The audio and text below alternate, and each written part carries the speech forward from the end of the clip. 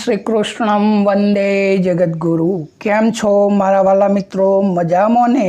ફરી એકવાર ગીતા જ્ઞાન ગંગા સત્સંગમાં આપ સૌનું હાર્દિક સ્વાગત છે। સૌને મારા જય શ્રી કૃષ્ણ, જય માતાજી, રાધે રાધે। મિત્રો, આજે ગીતા ગ્રંથનો દિવ્ય અધ્યાય 11 વિશ્વરૂપ દર્શન યોગ શ્લોક નંબર 22। તો આ શ્લોકમાં અર્જુન તે દિવ્ય શક્તિઓની યાદી આપે છે કે જેઓ ભગવાનના આ વિરાટ સ્વરૂપને જોઈને સ્તબ્ધ થઈ રહ્યા છે। આ શ્લોક બતાવે છે કે બ્રહ્માંડના તમામ નિયંત્રકો એટલે કે એડમિનિસ્ટર પણ ભગવાનની સામે માત્ર સાક્ષી જ છે। તો આપણે આપણી 9 સ્ટેપ પદ્ધતિ મુજબ આ શ્લોકનું ગાન અને શ્રવણ કરીએ।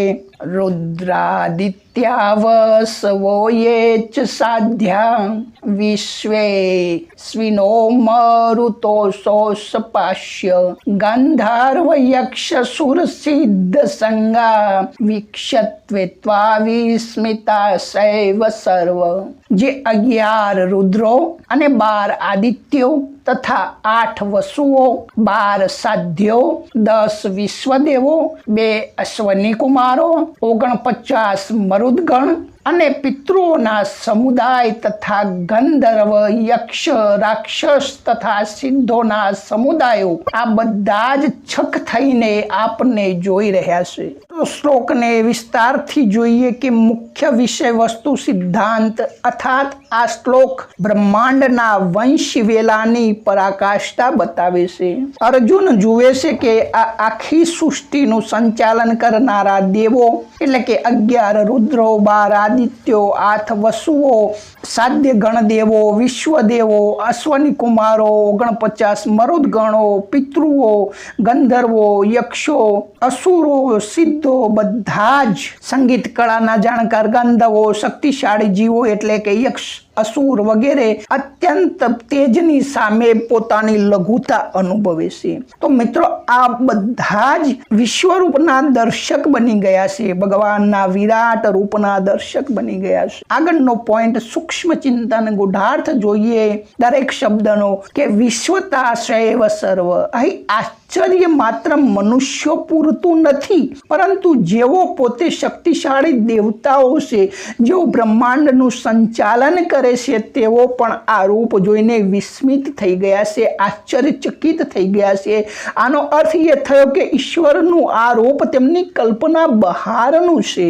ઉષ્મપા એટલે કે પિતૃઓ કે જેઓ પિતૃલોકના દેવતાઓ છે, તે પણ આ ભવ્ય લીલા જોવા માટે હાજર છે, એટલે કે સમયના બંધનમાંથી મુક્ત થયેલા આત્માઓ પણ આ અદ્ભુત ક્ષણના સાક્ષી છે। મિત્રો, આગળનો પોઈન્ટ મનોમંથન। આ શ્લોકનું મન સાથે કઈ રીતે કલ્પના કરીએ કે કલ્પના કરો કે એક એવું વિશાળ પ્રદર્શન ડિસ્પ્લે ચાલી રહ્યું છે, જેમાં આખા બ્રહ્માંડના વૈજ્ઞાનિકો, કલાકારો, યોદ્ધાઓ, શાસકો એક સાથે હાજર હોય અને તે બધા જ એક જ કેન્દ્ર બિંદુ તરફ જોતા હોય। તો આ અર્જુન આ દ્રશ્યમાં તે સત્ય સમજાવે છે કે કોઈ ગમે તેટલો મોટો હોય તો પણ તે પરમાત્માથી મોટો નથી। આગળનો પોઈન્ટ મિત્રો, વ્યવહાર ઉપયોગિતા। આ જીવનમાં કઈ રીતે ઉપયોગી બને? તો આ શ્લોક આપણને અહોભાવ એવા એન્ડ વંડર કેળવવાનું કહે છે કે જ્યારે આપણે જીવનમાં અહંકારથી ભરાઈ જઈએ છીએ ત્યારે યાદ રાખવું જોઈએ કે આપણી બુદ્ધિ અને શક્તિ એ તો ઈશ્વરના વિરાટ સ્વરૂપનો એકમાત્ર નાનકડો અંશ છે। સાચું આશ્ચર્ય જ જ્ઞાનનું પ્રથમ પગથિયું છે। મિત્રો, હજુ પણ સરળ ભાષામાં દ્રષ્ટાંતથી જોઈએ કે જેમ રસોડાની એક નાની ચમચી ક્યારે શું સમુદ્રને માપી શકે, તેમ દેવતાઓ અને સિદ્ધો પણ ભગવાનના અનંત સ્વરૂપને પૂરેપૂરું સમજી શકતા નથી, તેઓ માત્ર આશ્ચર્યચકિત થઈને જોઈ રહ્યા છે। તો મિત્રો, હવે આગળના 23મા શ્લોકમાં અર્જુન તે દર્શનનું વર્ણન કરશે જે અત્યંત ભયભીત કરી રહ્યું છે। તે જોશે કે ભગવાનના અનેક મુખ અને દોત જોઈને આખું જગત ડરી રહ્યું છે તો આપણે પણ એ રૌદ્ર વર્ણન તરફ આગળ વધીશું, જેમાં વિશ્વરૂપનું દર્શન હવે તેની ચરણ સીમાએ પહોંચશે. તો મિત્રો, સત્સંગને અહીં વિરામ આપીએ.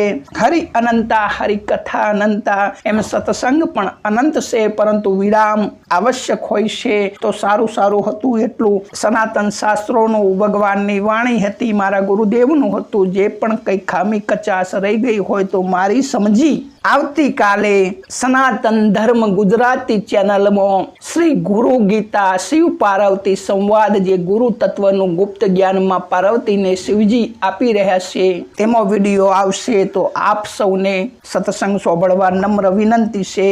બોલીએ કૃષ્ણ કનૈયા લાલ કી જય, ગીતા ગ્રંથની જય, સનાતન ધર્મની જય.